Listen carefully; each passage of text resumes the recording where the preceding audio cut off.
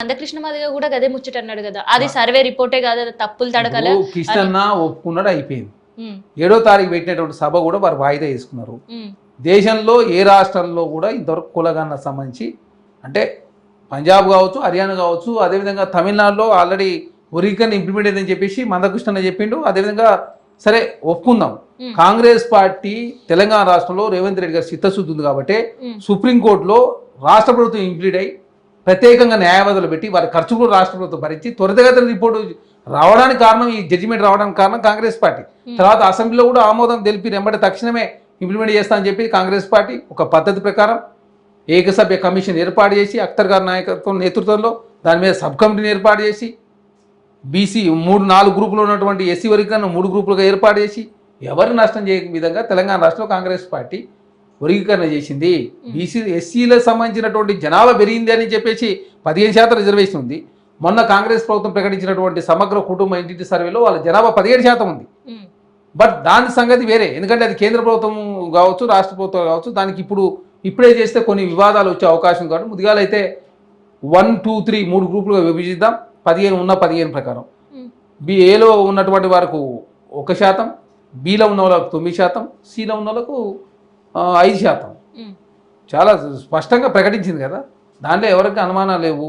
అనవసరంగా రాజకీయం చేసే ప్రయత్నంలో భాగంగా కాంగ్రెస్ ప్రభుత్వాన్ని విమర్శిస్తూ ఉన్నారు. రేవంత్ రెడ్డి గారు ఒక గొప్ప నిర్ణయం, ఇది దేశంలో కని విరగని విధంగా ఎస్సీ వర్గీకరణ జరిగింది, బీసీలో కులగణన జరిగింది, ట్రాన్స్జెండర్ సంబంధించిన సమాచారం వచ్చింది. అందరి సంబంధించిన లెక్కలు బయట పెడితే బీజేపీ వాళ్ళు అంటారు ముస్లింలు తీసుకొని, ముస్లింలకు ఈ రోజు ఉన్నదా?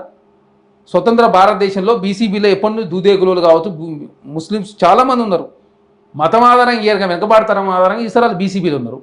రాజశేఖర రెడ్డి గారు బీసీ తీసుకొచ్చి వారికి 4% రిజర్వేషన్ ఇస్తే సుప్రీంకోర్టే వారు సమర్థించిన సందర్భం కదా. కేంద్రంలో మీ ప్రభుత్వం ఉంది, మరి పార్లమెంట్లో చట్టం చేసి తీసేయరు. మరి ఎవడొద్దన్నాడు?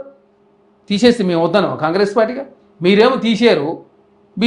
ఎలక్షన్ అప్పుడు లేదు, రాజకీయం కోసం మాత్రం ముస్లింలకు ఎట్లా రిజర్వేషన్ ఇస్తారు, వాళ్ళెట్టా పెరుగుతారు, వీళ్ళెట్ట. ఇంకోటి కేసీఆర్ గారు 12% ఎట్లా ఇస్తాను చెప్పి మైనార్టీలో, మరి మైనార్టీలో 12% రిజర్వేషన్ ఎక్కడ తెచ్చి ఇస్తాను చెప్పినావు? వాళ్ళు లేనప్పుడు తెలంగాణ రాష్ట్రంలో 12% ఎట్లయితుంది వాళ్ళ జనాభా? మరి అనవసరంగా ఏంటంటే రాజకీయం కోసం రాజకీయం చేసే ప్రయత్నం, రాజకీయం కోసం రాజకీయం. అదే కాకుండా ఎస్టీలకు సంబంధించి 10% రిజర్వేషన్ పెంచారు కేసీఆర్ గారు వచ్చిన తర్వాత. 7% రిజర్వేషన్ 10 అయింది, వాళ్ళు 12 చేస్తామని చెప్పి మాట ఇచ్చి 10 చేశారు. కాంగ్రెస్ పార్టీ ఎక్కడ కూడా లెక్కలు తప్పుడు లెక్కలు ఎక్కడ చూపలేదు. తెలంగాణ నుంచి 7 మండలాలు ఆంధ్రలో కలిసినాయి, ఆ రూపంలో కొంత జనాభా తగ్గింది. అదే కాకుండా ఒక మహబూబ్నగర్ జిల్లా నుంచే బాంబేలో వలస కార్మికులు 2 లక్షల పై చిరుకుంటారు. వారికి సంబంధించిన సమాచారం కావచ్చు. తెలంగాణ జిల్లాల నుంచి చాలామంది హైదరాబాద్కి వచ్చి పిల్లలంతా కూడా ఎడ్యుకేషన్ కోసం కావచ్చు, ఉద్యోగాల కోసం కావచ్చు చాలామంది చదువుతూ ఉన్నారు. అదే కాకుండా తెలంగాణ సంబంధించి చాలామంది మహారాష్ట్రలో కావచ్చు, తర్వాత ఢిల్లీలో కావచ్చు, లేకపోతే ఛత్తీస్గఢ్ కావచ్చు, అటు తమిళనాడు మద్రాసు కావచ్చు, ఇటు బెంగళూరు కావచ్చు, చాలామంది అక్కడ ఉంటారు. వాళ్ళు కేసీఆర్ గారు అప్పుడు ఏంటంటే బెదిరించిండు, ఒక రోజులో రాకపోతే మీ ఆస్తులు అవి గుంజుకుంటాం అంటే జనాలంతా కూడా కొంత వచ్చినటువంటి సందర్భం. ఇక్కడ కాంగ్రెస్ పార్టీ ఎవరి మీద ఒత్తిడి చేయలేదు, 50 రోజుల కాలం పాటు టైం ఇచ్చారు.